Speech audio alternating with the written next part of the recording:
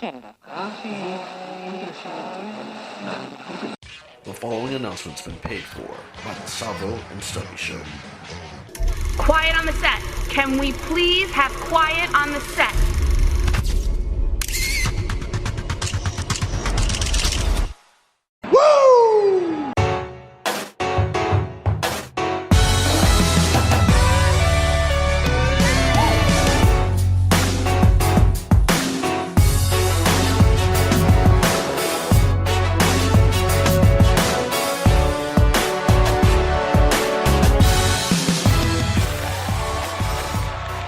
What is up, wrestling fans? It's me. It's S-T-U-B-B. Why? Because I'm the man, the myth, the legend, the mighty minute himself, Stubby. Man, that's a tongue twister. And I'm coming to you from Kayfabe Studios in Modesto, California, and as usual, I am joined by my colleague. He is the enigmatic, charismatic, Greek mystique, Savvo the Savior, back from his rest from last week. How you doing, Savvo? I'm doing good, man. Good to be back. How you guys doing? How you doing, Stubby? None of that, anybody want a peanut? Throw it out there, man. Anybody want a peanut? And this week, making his Savvo and Stubby debut, coming up from the NXT roster, he is none other than... Big time, baby! He is none other than... Steve Vacio. How you doing, brother? Hey, doing good, man. Thanks for having me. Been listening to the show for a long time, you know. I believe I was the first fan of this show way back a couple months ago when he started it. I caught every episode since then. I won't deny the first fan part, but I'm yet to hear you pick up at least one of our episodes. But again, that name, dude, it rolls off the tongue, and I feel almost obligated that we have to say it every single time. So once again, he is Steve Vacio. You say it, Savvo. Glorious Steve Vacio. kind of do it like a New World Order thing, you know? You know that voice when they start off? New World Order. Yeah, that one. All right, guys. So we are coming off the heels of a very, very somber Raw, Smackdown, and NXT, and we're leading into what was the go-home show for Raw for this weekend's Payback in San Jose, California. What is your guys' take on this? I could have slept through this whole week of wrestling and been fine. Yeah, it felt a little flat.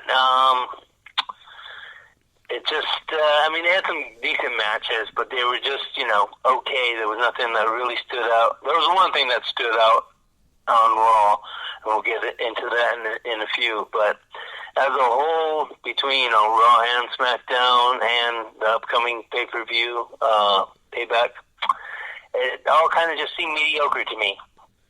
Hopefully I'll be wrong about that come Payback, but as of right now, that's my thought on it. What is your thoughts, Steve Vacio? Yeah, in my opinion, I don't think Raw did a very good job of hyping up the pay-per-view. I kind of think about it in the old days before the network when you would actually have to come out of pocket to order a pay-per-view, like $50, $60. Would I pay that much money for this pay-per-view? I wouldn't. So I don't consider it to be hyped up very well. And you know what? You brought up a very good point, and that we'll segue into that before we get into Raw. Do you guys believe, now that we have the WWE Network in place and that there are no competitors that really step up to WWE, that they've taken a step back on the product, so where they don't feel like they have to strive as much as they did before? I totally think that is true. Yes, they have. And not only that, but they're no longer neck and neck in competition like they were in WCW. It's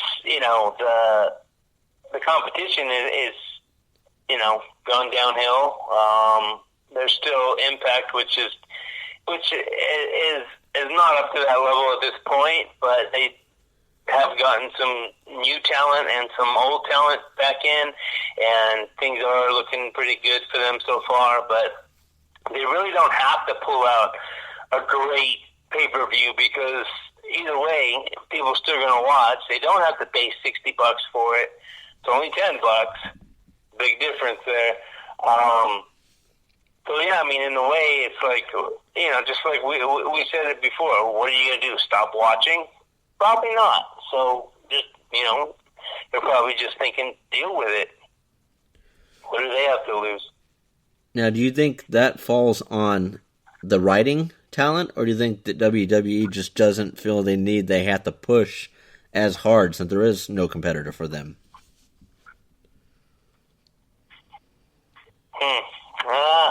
My thought is probably they don't have to push as hard because they're not fighting for the rating. You know, there is no rating war. They just want to keep their numbers, you know, consistent or you know, raise them, whatever. But they're not really in competition with anybody, you know. So it's not like we got to bust our asses. Sure, I'm sure they're saying we got to bust it. You know, you guys don't have to bust your asses, otherwise, you know, this and that, whatever.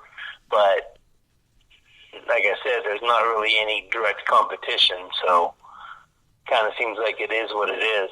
I see two things that play a factor there. One of those being that it's the PG era now, so they can't do as much edgy material as they had back in the Attitude Era. And the other is WWE is such a large conglomerate now that they have too many moving parts behind the scenes, and I think that they have to keep it simplified so that everybody's on the same page, so you get a watered-down product. But that's just my take.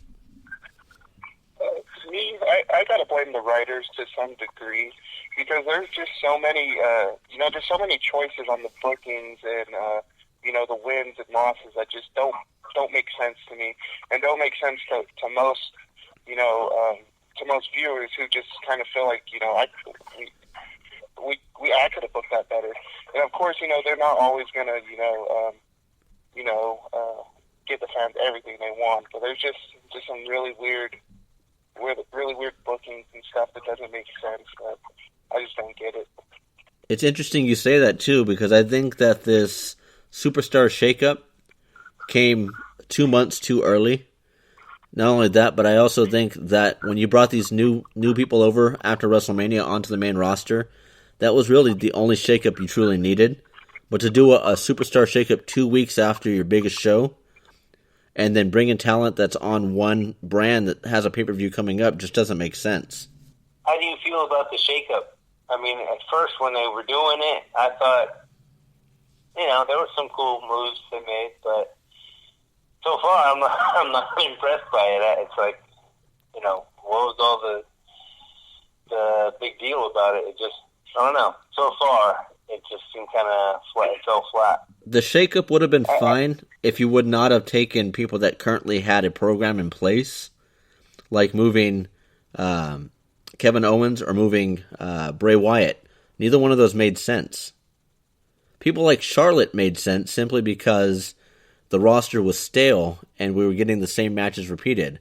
But when you take someone like Dean Ambrose and Miz and pull both these guys from the same program and put them back on the same program and have that interaction, you really didn't do anything. Yeah, I mean, go ahead. Oh, I was going to say, I think you're spot on. That's exactly what I was thinking. Was especially the Bray Wyatt thing. A lot of people feel like as though it's kind of stale at this point. Just get it over with.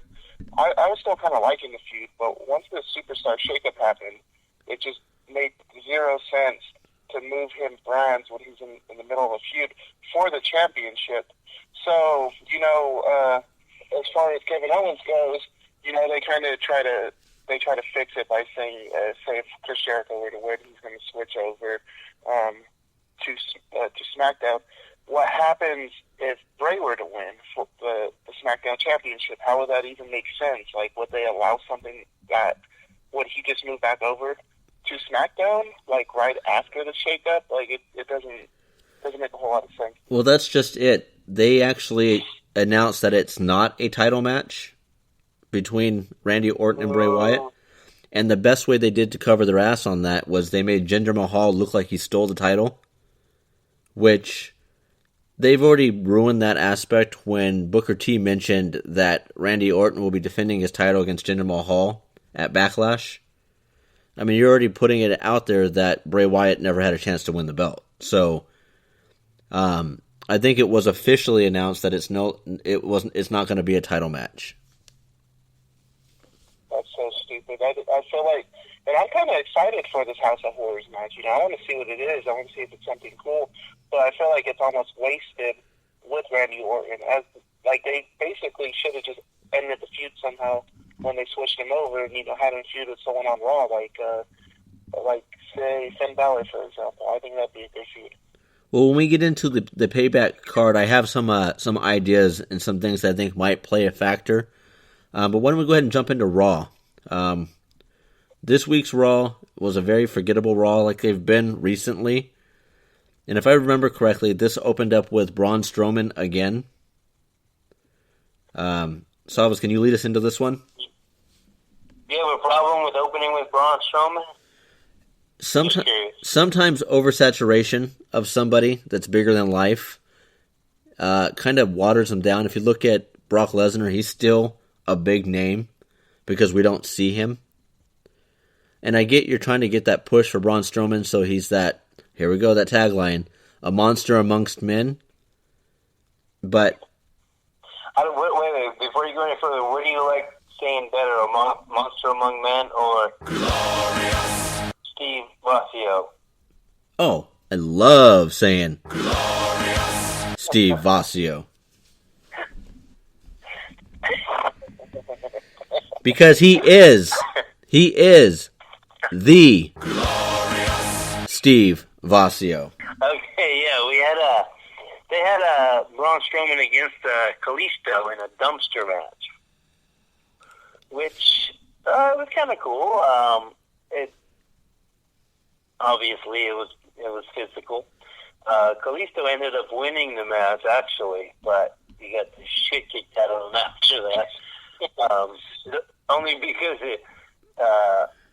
Strowman was on the outside of the ring, like right in front of the dumpster, and Kalisto was in the ring, and he like drop kicked him like on his legs, so he had nowhere to go but back, and he went. It was kind of cool because he went into the dumpster, but he was like still standing. He didn't like fall into it. It's just like he jumped back kind of, and he landed in there, and then he just beat the shit out of him after he got out of there.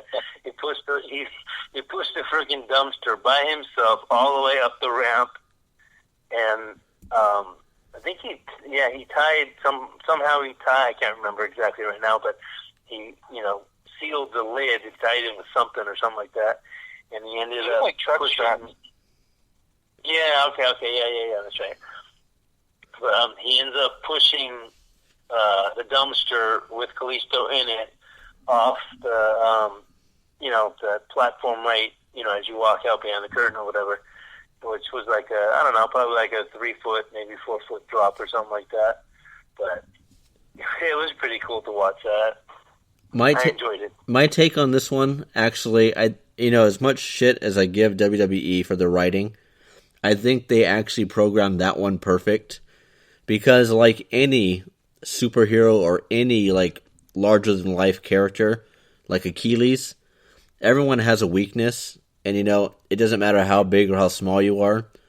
The fact that Callisto had that speed element, and the fact that he can maneuver over Braun, made it more realistic that, he didn't win outright. It was one of those chance he fell backwards type thing, but he still won.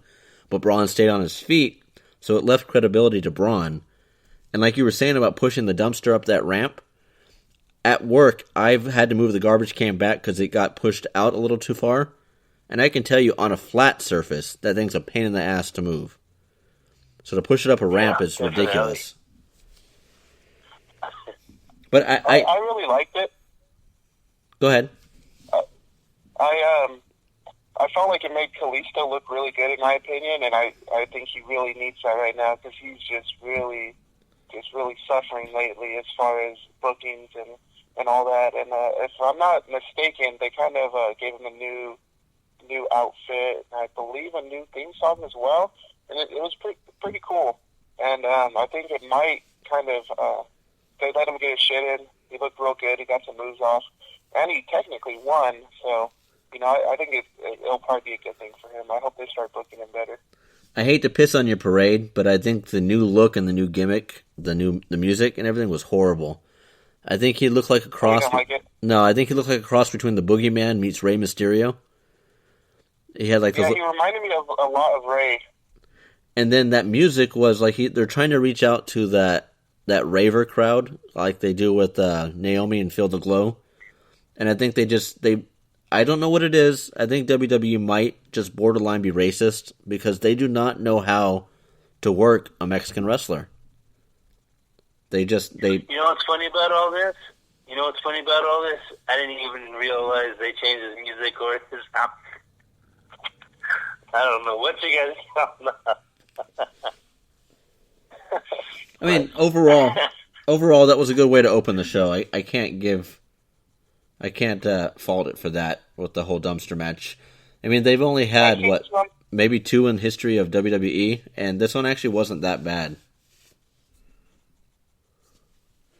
Oh, I didn't know they had another dumpster match. I had never seen it before.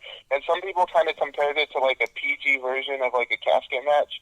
And I think it's pretty cool because I miss casket matches. Yeah, we had a dumpster match against. We had Chainsaw Charlie and Mankind or Dude Love, whatever. Yeah, versus against DX. Yeah, no, the New Age Outlaws. Yeah, DX, whatever. No, New Age Outlaws. Yeah, whatever. New Age Outlaws. But yeah, exactly. Yeah, New Age Outlaws. Billy Gunn and Armstrong, yeah. Yeah, New Age Outlaws. Yeah. So, Feature DX. Yeah, New Age Outlaws. Yeah. So what do we have next on the card? And we don't have to. We don't have to. Yeah, we don't have to go through the whole card. Just what things stood out to you, or I just picked out some highlights. It wasn't. They had a 6-man tag with Seth Rollins, Finn Balor, and Big Cass against Gallows, Anderson, and Samoa Joe. I mean, they're all top talent. It was a good match. But to me, it just kind of seemed like a filler in a way, just because, I don't know, I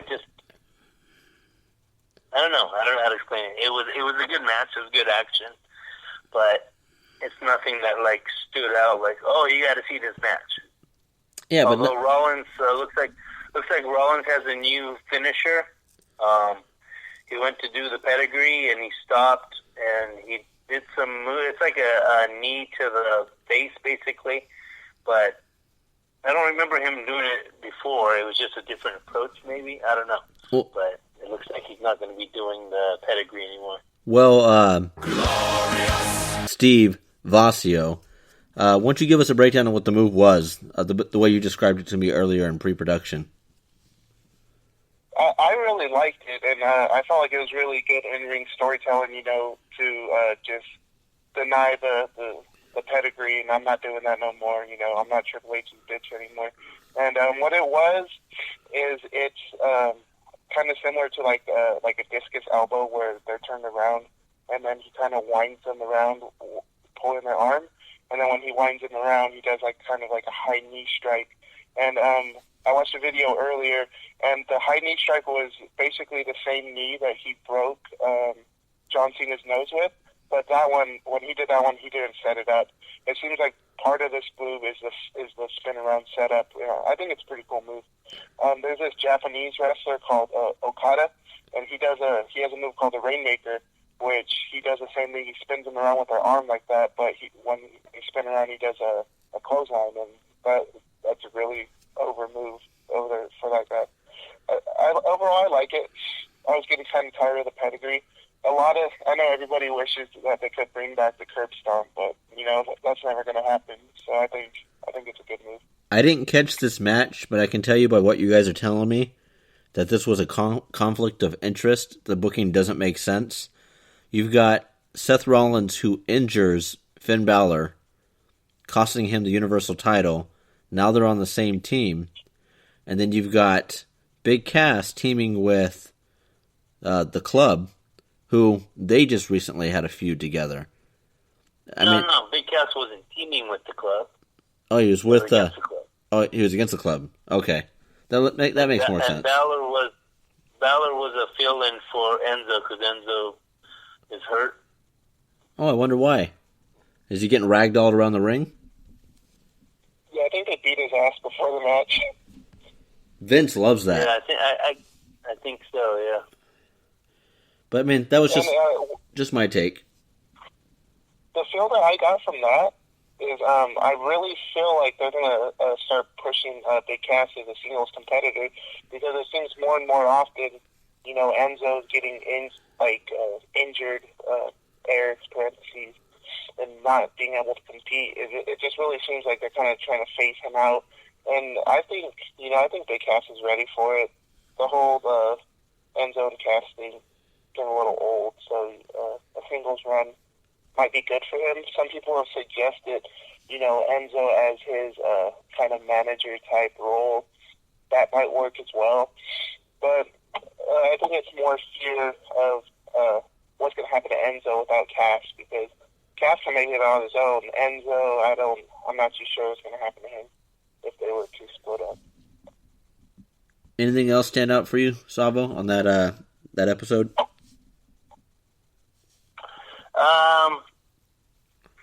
What that stood out was there was a match with Sasha Banks and Alexa Bliss, and the match was okay, but what's her name? Sasha did some kind of kick to Alexa Bliss, and she was kind of stunned from it a little bit, so she rolled out of the ring, and then she was kind of disoriented, and then she's like, I'm out of here, fuck this, so she's walking off, and she gets all the way to the back, almost, the curtain part, whatever, and Bayley was doing commentating with the regular announcers, and out of nowhere, Bayley jumps up and runs over and grabs Alexa Bliss. It reminded me of freaking Hulk Hogan, the way she was pulling her back to the ring.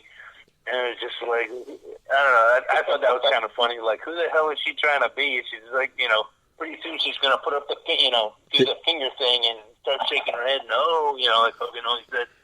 But, Alexa happens to, get out of her grasp, and she runs backstage, and Bayley stops, and she turns around, and she's yelling to Sasha, she's going to keep running away or some shit like that. And then out of nowhere, Alexa comes back and freaking gives Bayley a forearm the back of her head, and she goes rolling. And then Sasha came running after Alexa, and she took off. But it was just, I don't know. Glorious. Vacio. I don't know if you know, but I'm not big on Bayley. She hasn't really proven anything to me, worthy of being a champion. I'm not talking about what she's done in NXT. I watched one match with her in NXT, and it was a much better match than what she's done on the main roster. But I'm still not. It's moves are slow motion or something. So I'm not big on her, but I do try and give her a chance. But whenever Nia Jax or somebody like that just beats the shit out of her and Sasha Banks, I fucking love it. It just. I'll give her one thing. I'll give her one thing. She has a decent ass. I'll give her that. That's it, though. I don't care. She what? She has a decent ass. Big ass. Besides that, her finisher, the Bayley to Belly, it's nothing. It's pretty stupid.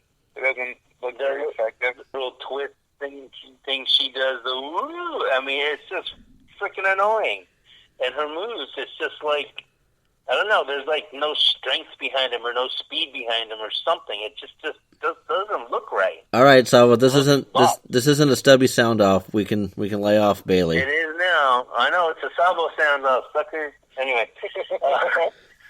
I enjoyed watching. My biggest My biggest takeaway from Monday Night Raw has to be the Jinder Mahal spot. When he came out and took the title from Orton. Yeah, but that's SmackDown. God damn it. Huh. All right. I gotta... But can I add something about Raw? Yeah, I'm going to have to rewind like 10 seconds and delete that whole section out. Oh, why bother? I was just leaving it in. It was kind of funny. Yeah, because I said it. Well, so what? Fuck you guys. I think one of You had to go talk about peanuts again? I mean, what? You going to rewind that? No. I think one of your running gags is like, for me anyways, like little flubs like that. I think it's funny. Like calling him Matt Rydell. Dude, I didn't mean to. Oh, he went there. Yeah, and the wetback decided he wanted to focus on the spelling. Really? Jerk off! I think that dude just hates you.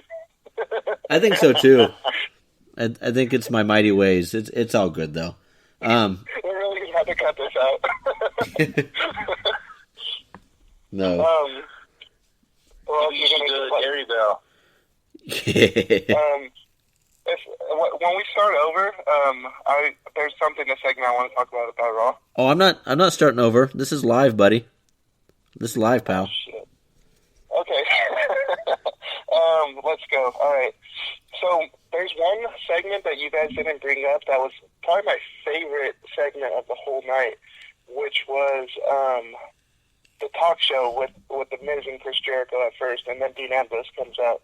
To me, it was hilarious. I love anything with Chris Jericho in it. Like, he's probably my favorite promo cutter, like, of all time. Like, especially recently, he's just gold on the mic. And did you catch that at all, Steps? I did, and it's funny you say that because I feel like Jericho's kind of running his course a little bit, but I feel like this gave Dean Ambrose to finally get his treading back again a little. Like, I'm starting to believe his character a little bit more than I did 2 months ago. But they still put Miz in that position where he's a mid-carder. And I think he can do so much better. I mean, put him against Finn Balor. Build a feud there. I mean, like you said, this was a good spot. I liked the idea. I think it was kind of funny how they took the Geritron 6000 and raised it up. And Miz is like, it's a TV. And then they put a rug down and a plant and an easel, and all of a sudden it's the Ambrose Asylum. And I like the jacket he gave him. Oh yeah, the Christmas jacket. And honestly, it's only it's only Jericho that can pull that jacket off. Giggity. Did I just say jacket off? Yeah. Giggity. Yeah, it was a cool segment, I guess, but I do have to agree that, I mean, I love Jericho, don't get me wrong, but at this point, it's starting to get kind of a little bit old for me, and I'm not big on Ambrose. That's why I didn't mention it, but also I didn't take notes while I was watching it. Hey, I took notes before. Speaking of Ambrose, we got to pause for a quick second for a word from our sponsor. Do you feel lonely and depressed? Like the world has its back against you? Do the voices in your head tell you to milk the cat? Don't do it. That's not right. Here at the Ambrose Asylum, we can make sure you get the help that you need. We have a full-service staff available 24 hours a day. Our rooms are padded 360 degrees for your safety. And at the Ambrose Asylum, we serve only soft food with round silverware. So please, don't delay. Your health is important to us here at the Ambrose Asylum. Call us at 1-800-AMBROSE. That's 1-800-262-7673. 1-800-262-7673. Don't let the voices win. Those cheating bastards. Sometimes you feel like a nut, sometimes you don't. Okay, that was interesting. I love a good Ambrose commercial, don't you guys? Hey, wait, when we have a sponsor, does that mean we get paid? Something like that. But it all goes into production. That's how we get such a quality show. Okay. I'm done. Sure. I'm done with Raw. If you guys are, because we still have SmackDown and we have Payback to touch on, so we don't drag the show out to be a 2-hour show. One more thing, real quick. It was Hardy against Sheamus, which match was cool. Hardy won it with the twist of fate, but afterwards, you know how Sheamus is always like the guy that's difficult to reason with or whatever. He was actually the one that extended his hand for the handshake, and, you know, they ended up shaking hands. So, I don't know, I thought that was kind of cool, because normally it's like Cesaro that's doing the handshake while Sheamus is against it. Well, you see what so they're just a little different scene there. You see what they're doing here, right? The writing's on the wall. Big Joe almost predicted it last week. He said that we were going to have this match happen, but he predicted a different outcome. He thought Hardy would actually take the loss. But the fact that you have two guys lose cleanly against the tag team champions, no 50-50 booking, is a good chance that we're going to see a title change at Payback. And we may even see a broken Matt Hardy, seeing that WWE it's not quite official, but there have been rumors that they do own the rights now to the broken Matt Hardy gimmick, with Hardy showing signs of the delete signs during the match. Yeah, obviously when he's doing like interviews and stuff, he switches back and forth with the way he says things, you know, which is in reference to the broken Matt Hardy, and obviously all the delete and obsolete and all that stuff. But yeah, we'll see what happens with that. I mean, I've always liked the broken Matt Hardy side of things. What I like about the broken, the whole gimmick is I used to not watch much TNA, but I would watch those segments, and I like the whole stupid storyline behind it, the whole cheesy storyline with the Lake of Reincarnation and Vanguard 1 and all that. So I really hope that, and what's the Mexican guy's name? Like the bald Mexican guy, Senior something. I like Senior Benjamin. I like the whole thing. It actually has a story. So you know he went into the Lake of Reincarnation, and he was Brother Nero, and then now, he must have went back in, and now he's just Jeff Hardy now. So I think they got to bring back Vanguard 1. Well, my fear is WWE is going to get their hands on it unless Jeff and Matt have full control over it, and we're going to get a watered down version like we did with NWO, and we're going to get a watered down version like we did with ECW, and it's gonna murder it. If, in your opinion, if they don't go the way of being broken, if they never do that, if they were just to stay how they are now, how long do you think they will last before people get sick of them? Kind of like when the Dudleys came back, not too long ago, where it was great when they first came back, big pop, whatever, but then they ended up kind of just jobbing out and then, then getting retired. Right now, I feel like the Hardys still have a lot of, they have a lot of momentum still, because they brought him in properly, it was a big surprise, everybody loved it, and made them champions right away. But how long can they last of this kind of, just no broken gimmick? Honestly, last week.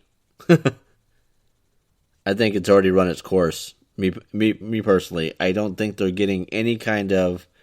I'm sure they're getting the T-shirt sales simply on the vintage, the nostalgia of it. Nostalgia. But I'm not there's nothing about them that is Team Extreme.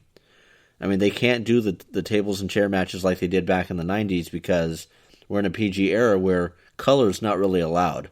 I mean, if it happens, it happens, but they frown upon it. And so when your whole gimmick is hardcore and extreme, and you see, we had a hardcore match on SmackDown with Randy Orton, and I honestly didn't know it was a hardcore match till about halfway through. So if that's the level that they're able to bring at the age that they are, I think they've already ran their course a week ago. So WWE must have known that they were going to get the rights to this broken gimmick, because They may have already had it, to be honest with you. I think they kept it under wraps, and they've had it since WrestleMania. I think it's going to be a slow burn. You just love controversies, don't you? Yeah, I think it's going to be a slow burn, which if they don't rush it, if they take the patience route and slowly integrate it, I mean, even him losing the titles causes him to have a slight break. I think that would be perfect. But WWE's not known for that. They're all balls in, balls deep, giggity. So that's just how I see it. What about you, Savvo? I don't know. I like that they came back. I thought that was for me, that was one of the best matches that night on WrestleMania. How long do you think the gimmick can last, though, as Team Extreme? Not too much longer. I don't think it's expired already, but yeah, I think they still got it. They were doing it in TNA, and it was still, I still liked it. I still bought it. No, we're not talking about them. We're talking about not having the broken gimmick. How long do you think them as just the Hardy Boys? Well, at least, just as being Hardy Boys, at least another month or two. I'm not tired of it. It's what they've always done, and yeah. In my opinion, I think they'll last until another tag team gets over enough to take it from them. Because I don't think that there's anyone right now that would make sense to beat them, that anyone would be happy with, The Club, I love them, but, they're just not booked as being dominant. Cesaro and Sheamus, Cesaro and Sheamus are my favorite tag teams at the moment, but the way they booked them leading up into this pay-per-view didn't make sense. Like you said, if it was a 50-50 booking, them winning would have made sense. There would have been, we would have known it could have went either way. But, with them both losing, if they win now, it just doesn't seem right. But both of them lost clean independently, and then, now they're going to win. So I think the Hardys will be on top.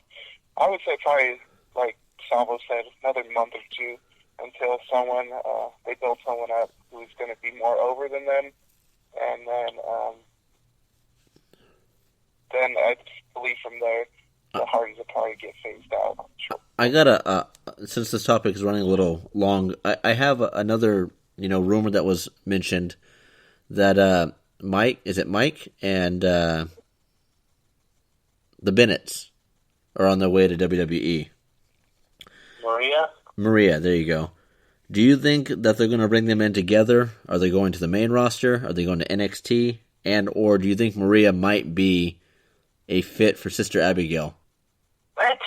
What? What an idiot! Sister Abigail? I'm telling you, if they come up with a Sister Abigail, it's going to be fucking stupid. Disregard Sister Abigail. Keep nobody in that position. It's fucking lame. It just won't make sense. It's like, is she dead? Is she alive? Is there maggots eating her body? It's like, stop it already. Enough with Sister Abigail. Really? She's never been Really? She should never Really? be on. Really? Really? Yes, really. Undertaker ran a gimmick for 26 years as a dead man. Yeah, and all the fucking sheep are stupid for that. Okay, so then I gotta ask you. Don't get me wrong, Undertaker. No, wait. Let me explain something. Undertaker, sure, he's one of the best. Yes, I understand that. But he was only one of the best for the last 12 years. He wasn't great when fucking El Gigante and King Kong Bundy and all that shit. That shit was lame. Okay, I gotta ask you then. Like your topic of the week, the gimmick. That was a fucking lame gimmick. Okay, if Rosemary, of course, that's my opinion. If Rosemary's coming over from Impact potentially, the gimmick she had at Impact was a fitting gimmick to be a Rosemary, or not a Rosemary, sorry, Sister Abigail. You don't see an Undertaker style woman in the business. Not for long. I mean, if someone came to you and said, hey, I got an idea for you.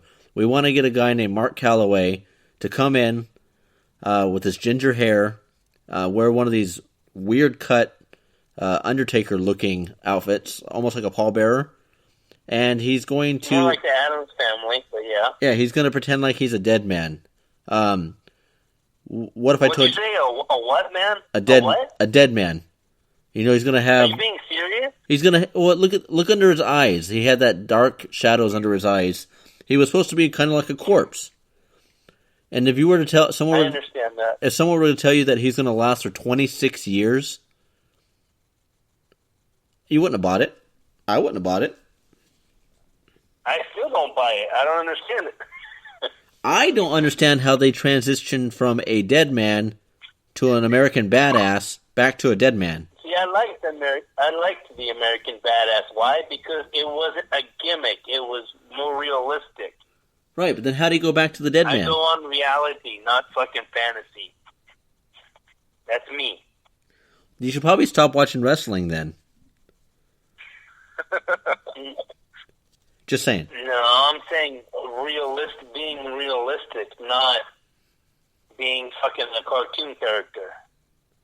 All right. I can. The only way, my opinion on it, if they were to have Sister Abigail, it would have to be a situation where, I don't know, like, probably not a situation where she's like a zombie, like the fucking Undertaker, but, like she's possessed by the spirit of Sister Abigail. But I almost agree with Savvo on that. That's getting a little too far That's out there. genius. I have to stop you right there. That's genius. Have someone like Rosemary come in without the makeup gimmick. Okay. No, let me finish. She's the only one to pull that off. Let me finish. Have Rosemary come in without a gimmick. She's just in the crowd or something, or she's a bystander during the House of Horrors match, and something weird happens, and she gets possessed by Sister Abigail. Now you have an incarnation of this character. And Bray Wyatt needs it right now because for some reason they cannot book him solo. He does better as the Wyatt family. And there's also rumors, now that I brought that up, that Bo Dallas has not been on television taping because he's growing his beard out. And that he is going to join his brother as a Wyatt. That would be awesome. I think that's the only... I heard about that. That's the only way Bo Dallas is getting over. Which, it only makes sense. He looks like his brother. One thing they did for Bray, and then they never did anything else with it, was not too long ago, when he had Randy Orton in the back, and then he had about 20 dudes, all with the masks on, to make it seem as though the fucking Wyatt family's huge. They could have did something more with that, because I thought it was kind of interesting, but then they never really did nothing with that. All right, fellas, let's jump over to SmackDown because we're running long on it. What we said, we almost did. We had more action. One more quick ending to that. Every time they do something on an evil aspect, evil storyline, it doesn't come off good. Look at Kevin Sullivan was one of the most evil motherfuckers there was, and everything he did that was so evil came out being lame. And it's the whole it just won't work. I don't think. Okay, end of that. Yeah. I don't know if you guys realize, we went so long on the topic of Raw, we had more action in this segment than Raw did on their whole 3-hour show. On to SmackDown. What do you got for us, Savvo? Well, the show started off with an interview with Nakamura being interviewed by Renee Young. And then Dolph Ziggler's music hits, and he comes out and kind of... You know what? I'm going to stop you. I'm going to stop you there. Is this really the direction they're going with this? Is this the reason why they called him the artist known as Nakamura? Simply so they can do a Michael Jackson angle? Are you fucking kidding me? Are you fucking kidding me? Well, that was actually Prince. That was Prince, the artist. Right. But the fact that they use the word artist so that they can do the whole musical angle. I mean, the Prince angle's already been done. WCW did it with Prince, the artist formerly known as Prince Iakea. But really, that's what that was what this whole angle is with Dolph Ziggler and Nakamura. I understand they're trying to sell T-shirts and everything by giving him a title, a brand, the artist known as. But it's just, why the fuck? He did great in NXT. You bring over to the main roster, now you're going to bury this guy? We'll just have to wait and see how that goes. I mean, I don't know. I don't know. I mean, it seems like it could be a good match and stuff, but. Oh no, the match, no doubt, but the gimmick behind it, the storyline behind it, the build behind it makes absolutely no fucking sense. I'm getting angry. I'm getting angry. I don't know why. It's not real. I think he's still gonna be a big star, and I think this is kind of like the stepping stone. Definitely, if Ziggler beats him, then I'm gonna be fucking pissed. I'm gonna be like super pissed. I don't think it's gonna happen though. This build-up's it's okay. Like, I'm getting kind of sick of it because I feel like they've done already 2 or 3 segments of them just talking, kind of attacking each other, whatever. Just get the match over with already. Dolph Ziggler, I don't think he's very good on the mic. It was kind of cringeworthy, him trying to call Michael Jackson, make fun of him. And then Nakamura doesn't speak English very well, so listening to him talk is like... That's a misconception. That's a misconception. Actually, I listened to an interview with Samoa Joe on Chris Jericho's podcast, and Nakamura actually speaks really good English. He's not fluent, but he can speak it. So, I don't know if WWE just doesn't know how to write for an Asian wrestler, or they just don't have an angle. They brought him over because they realized he was over there way too long, and just don't have a card put in place for him. The whole Michael Jackson bit, I mean, if you look at him, he is wearing red leather all the time, and he's got that ratty hair. So I see the Michael Jackson resemblance there. Oh, because he loves Michael Jackson. So that was kind of, what? Because he loves Michael Jackson. Michael Jackson was huge over in Japan and over in China. And when we thought he was... and in the U.S., too. Yeah, no, he was 10 times bigger overseas. They idolized that guy. Like in tears whenever they saw him. So, I mean, I get it. Maybe as a child he probably saw him. He probably met him. But now that we're on the correct show, giggity, I like the angle that they're going with Jinder Mahal and Randy Orton. And this touches on that whole non-title match with Bray Wyatt, because Jinder Mahal coming out and supposedly taking the title makes it so that he cannot defend his title at Payback. But if you wanted to put a real-life spin on this, isn't that a felony? Stealing private property? Isn't that cause for suspension and a fine? Exactly. I mean, you got Gronkowski jumping over a rail at WrestleMania. If it was any other fan, they would have been tackled and taken to prison. Yeah. But that was the only thing that I liked on SmackDown was the Jinder Mahal angle. I think they're pushing this guy in the right direction, and he's still a little rough on the promo side, but he's a believable promo. But it's a shame that his potential title run is tainted by the fact that WWE is trying to touch into India's market and get their name out there and get the product out there and potentially expanding out there. And the best way to do that is to put one of their own. Ironically, he's from Canada, but he looks the part. It's just how much of that is really his effort and his dedication to the company, and how much of that is branding. No matter the reason why they're pushing him, and I agree it's bullshit, but they have him in that position now. All I hope is that they just build him up some more before this match, and even after the match. I don't hope that he wins the title or anything, but before the title match, let him squash a couple guys. Put him in there against. I can't really think of any jobbers on Smackdown off the top of my head. But put him against Sami Zayn. Fuck it. I love Sami Zayn, but that's all they have him doing right now is jobbing out. So, build him up, make him more believable. Because I actually don't mind it now, as much. Just make him look strong. Do something with it. I like the Bollywood boys, like Angle, them coming out and helping him and holding Randy down and all that. It's bullshit, but since they're doing it, just do it right, You know what would be believable is put him in a match against Kevin Owens and have him win clean. There you go. It doesn't hurt Owens, and it makes Jinder look like he can beat a top guy who once held the title.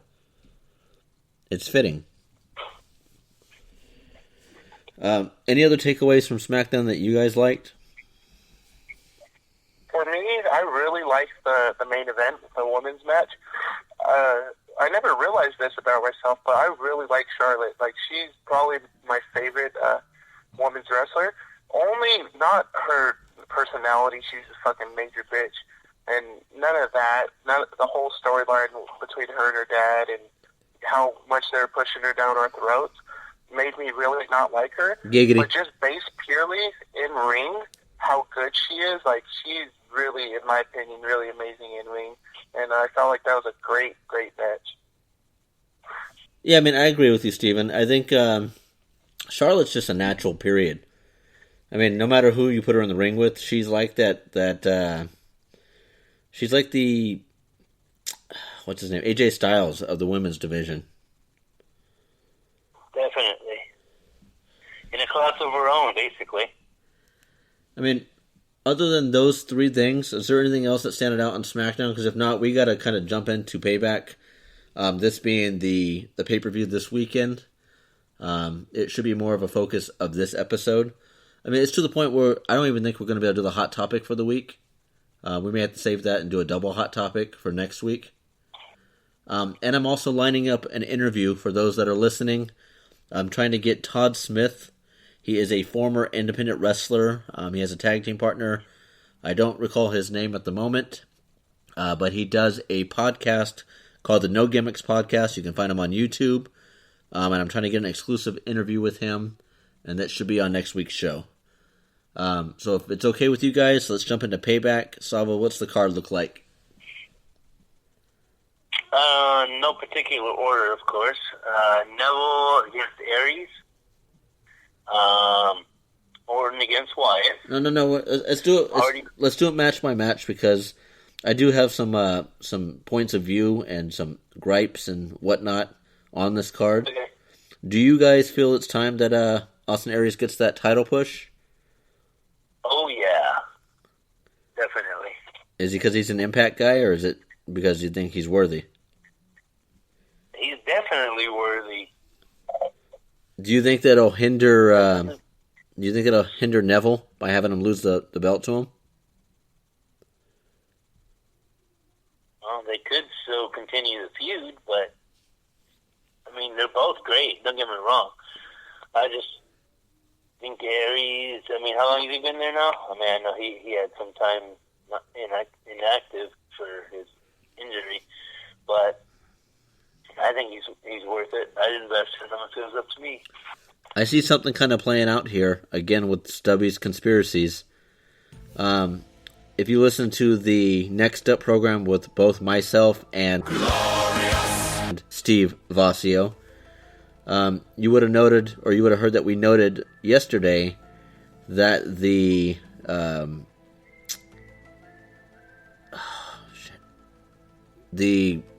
what's the name of the division? United Kingdom Championship? United Kingdom Championship is coming to, or the division is coming to the WWE Network.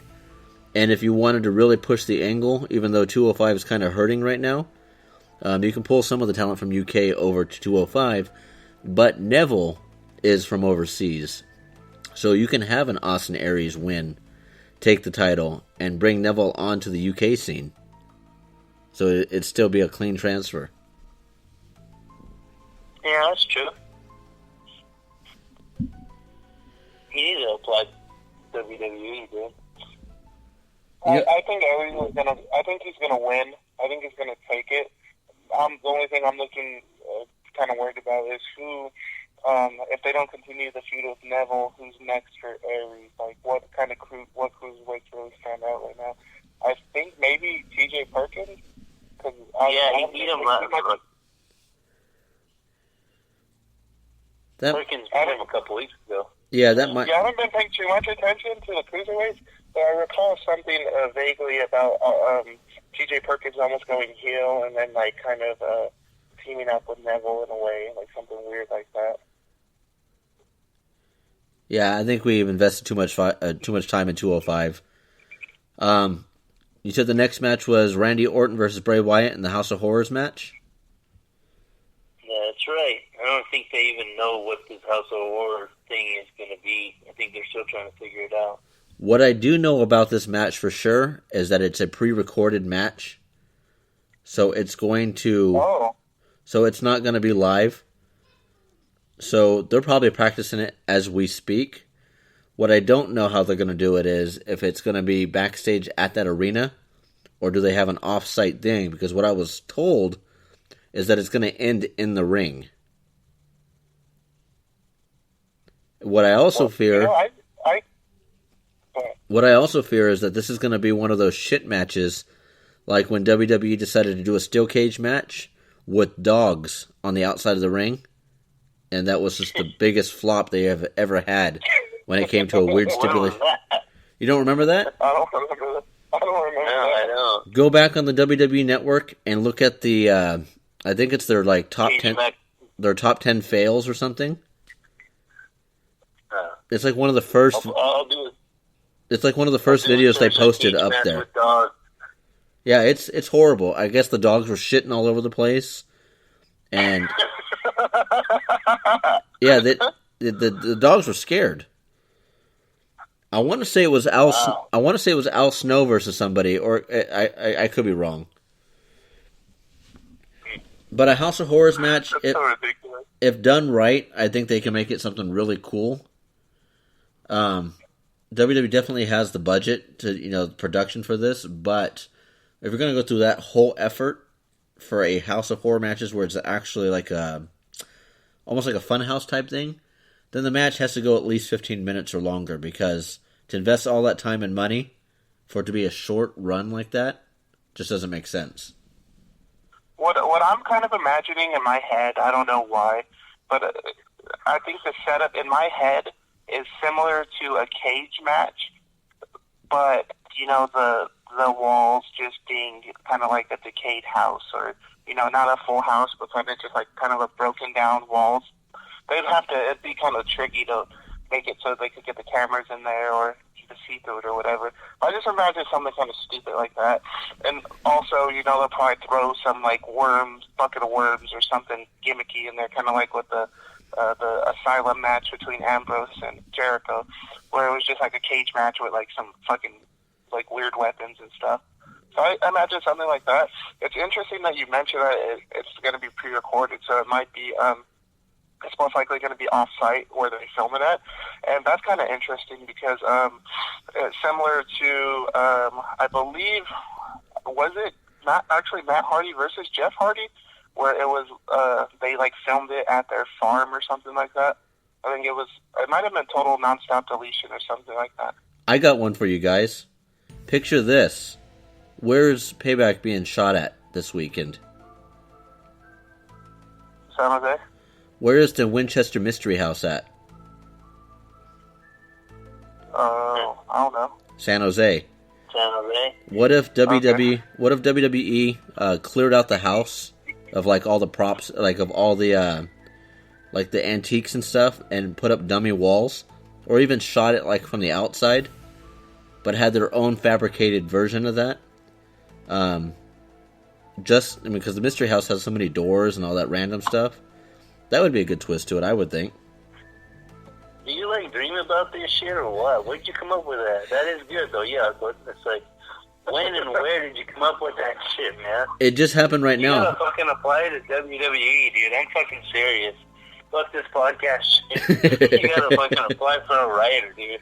I don't know where you come up with this shit. I just remembered that the Mystery House is in San Jose, and this is a mystery match. So I just put the 2 and 2 together right there on the spot, and it's like, that'd be a good idea. Yeah, that would probably work. Yeah, even if it doesn't, it's something that I mean, because it's a landmark, I know they probably couldn't shoot inside the actual building because if they broke anything, you can't replace history. But even if you shot, but they can replicate. Yeah, if you replicate it to where like you have all these extra doors and stuff. I mean, Hollywood builds fake houses in like 24 hours. Why can't WWE do it? Right. They're making money hand over fist. I mean, it's not like it's going to hurt them. They can use that for a later date too. Yeah. So what's next? Kevin Owens versus Chris Jericho for the United States Championship. My pick would be Owens because Jericho should probably most likely be leaving after this. I don't know. I mean, they're both great. Don't get me wrong, but we've seen this so many times. You want my take? Think? You want my take? Sure. We've got Chris Jericho beating Kevin Owens, coming out on Raw or SmackDown, because technically it's kind of floating in the air at that point because Jericho's on Raw and Kevin Owens is on SmackDown.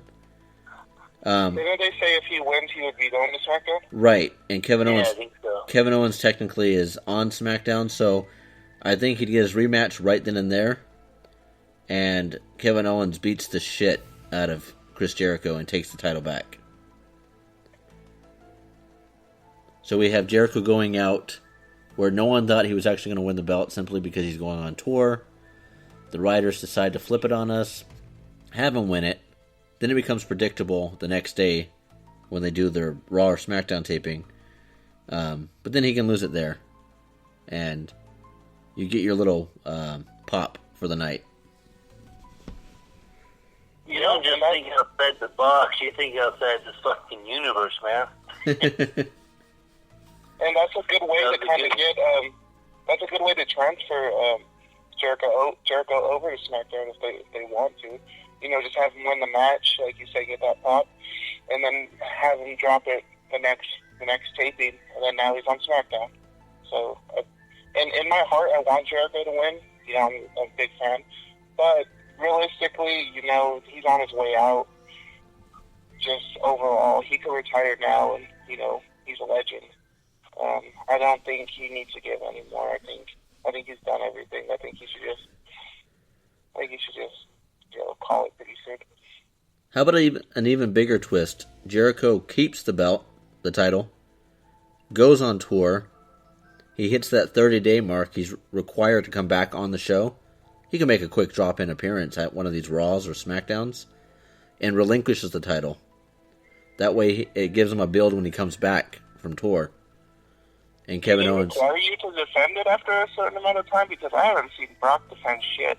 That's probably going to be. I was just going to say that. That's probably going to be. Yeah, that's probably going to be an angle on Raw following Payback. Is the fact that it's been 30 days since WrestleMania, and Brock Lesnar is going to make an appearance and say, "Take it from me," and then you might get a Braun build up.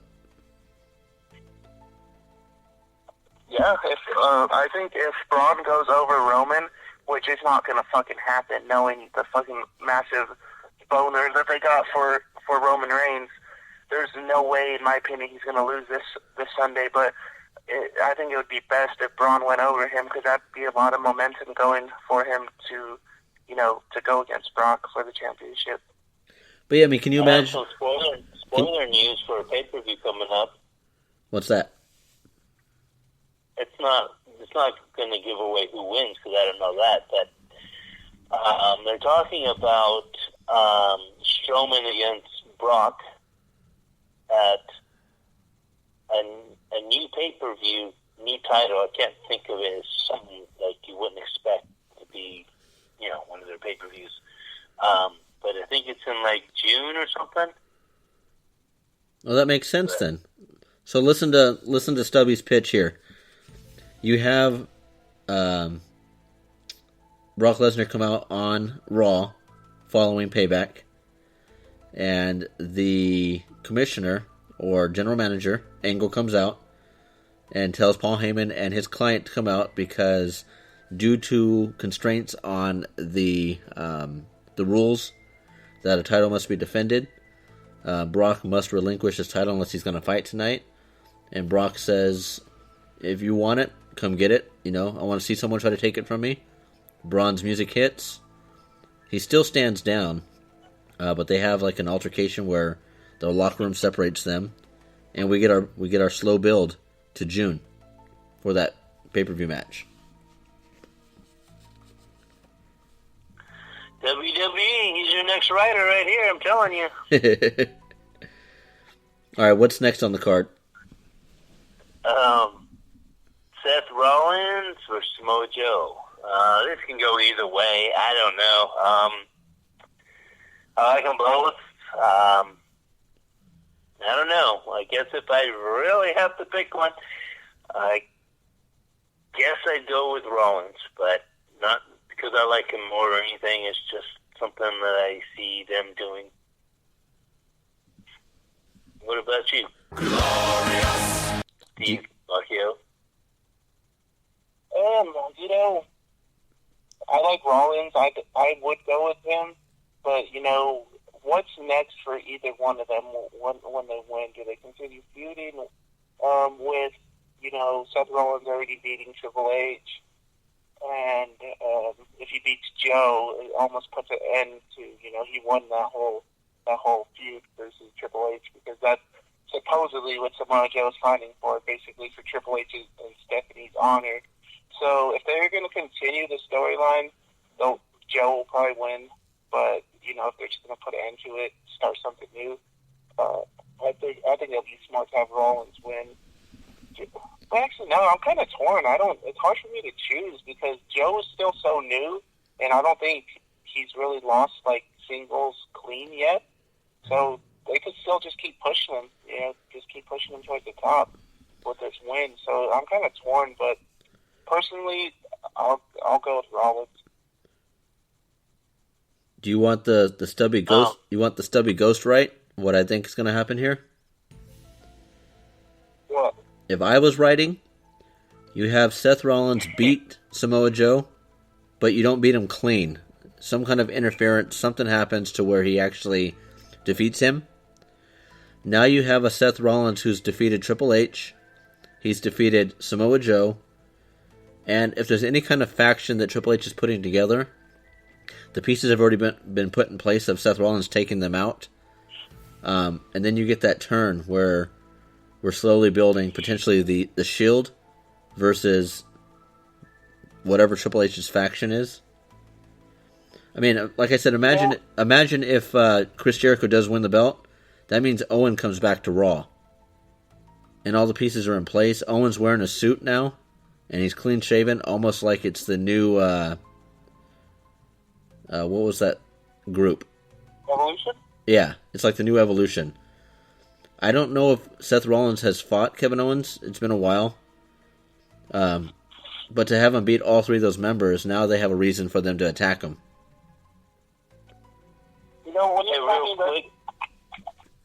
Oh, go ahead. Real quick on that pay-per-view that I just mentioned that should be coming up in June or whatever. Or actually, it's in July 9th, and it's going to be called Great Balls of Fire. Are you serious? Yeah. What the That's fuck? what the rumor is. Yeah. Anyway, I'm sorry. Back to what you were saying. But at the same time, I can see it going the other way, where Samoa Joe is supposed to be this destroyer. And he just... Exactly. He just takes him out. He breaks him. What's next on the card? Last one looks like Bayley against Alexa Bliss. Hello? I'm going Bliss. Hello? Yeah. Oh, sorry. No, go ahead. I'm going Bliss with this one. I don't know. I mean, it doesn't always apply, but Bayley will be in her hometown, San Jose. But, again, it doesn't always apply. But I think it's time for Bayley to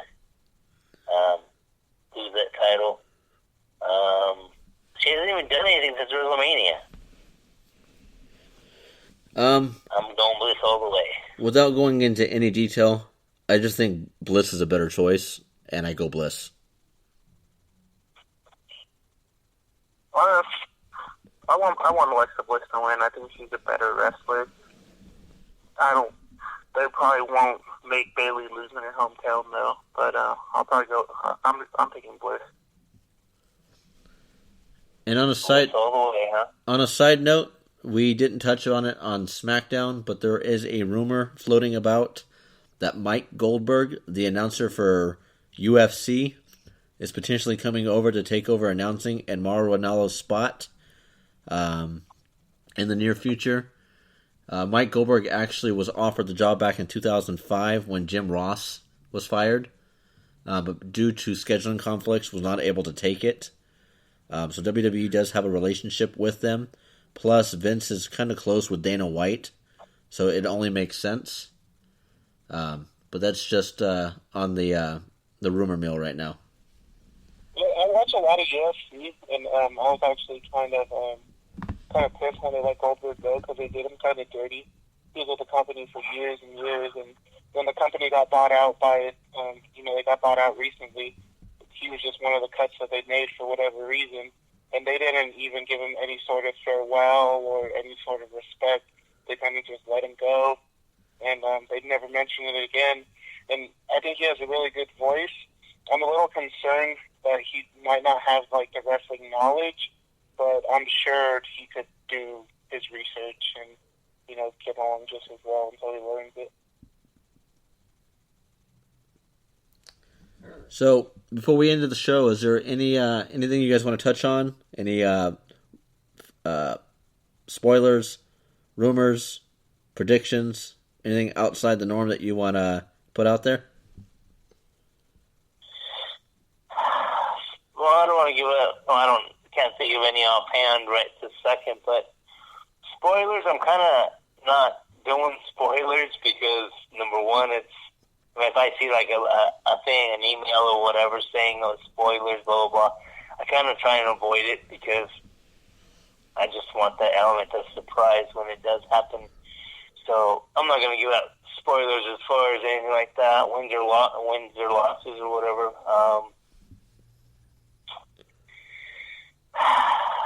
I'm good. I don't know what you guys' weekend looks like, but if you guys are free at all this weekend, we might be able to do a roundtable discussion, kind of like we do for the Savvo and Stubby show, and do a discussion just on a hot topic for the week. Because I'm sure with the day of the gimmick being dead, or strong style doesn't have a place, that can easily take up a half hour to an hour for a show. But sorry, I didn't mean to interrupt you, Mr. Glorious Steve Vacio. I was just, did we skip over Strowman versus Reigns? I think it's been done enough, honestly, that there really isn't any reason to talk about it. Me personally, oh no, you did touch on it, Steven. Because I just saw a little bit. I gave my opinion. Okay, now I remember. Because you said you didn't think Braun was going to beat him because WWE has a hard-on for Roman Reigns. Yeah, I stand by that. I fucking love that guy. He's you stand by your hard-on? For some reason, the fans fucking hate him. I don't mind him. He's okay, but seems like that's the general consensus. The fans hate him, but they continue to push him. So, do you have a hard-on for Roman Reigns? It's like a semi.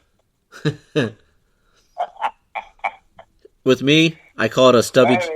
With me, I call it a stubby chubby. A stubby chubby. All right, guys. It's me. It's STUBB. Why? Because I'm the man, the myth, the legend, the mighty man himself, Stubby, and my cohorts, my colleagues. Follow the Savior. Signing out. Glorious. Steve Vacio. That sounds so depressing. You got to say it one more time. Well, shit, we've been saying it all day long. Put some stank on it. He's burnt out. Vacio. All right, guys, and as always, you can find us on Spreaker, on Facebook, hopefully soon to be on YouTube. But on Spreaker, you go to your Google Play or your Apple Store, download the Spreaker app, click on the search, look for Savvo and Stubby, boom, we're in your pocket. Boom, we're near. There you go. I was waiting for it. And on that note of where they could find us at, I know we're in expansion mode right now, so I'm thinking of other outlets we can be going to pretty soon. I think Spotify, I'll check it out and see if it's suitable, if it costs much to get going. It might be free, I don't know, but we'll look into it. YouTube, other areas where we could expand to. And be sure to check out our affiliates. It's the Wetback and Crack-A-Power Hour. You can find them on pretty much every platform. Also check out our new friend, Todd Smith, and the No Gimmicks podcast. You can find Todd Smith on Facebook. You can also find the No Gimmicks podcast on YouTube. It's all in the name, No Gimmicks Podcast. And as always, looking forward to hearing from you guys next week. Stubby out.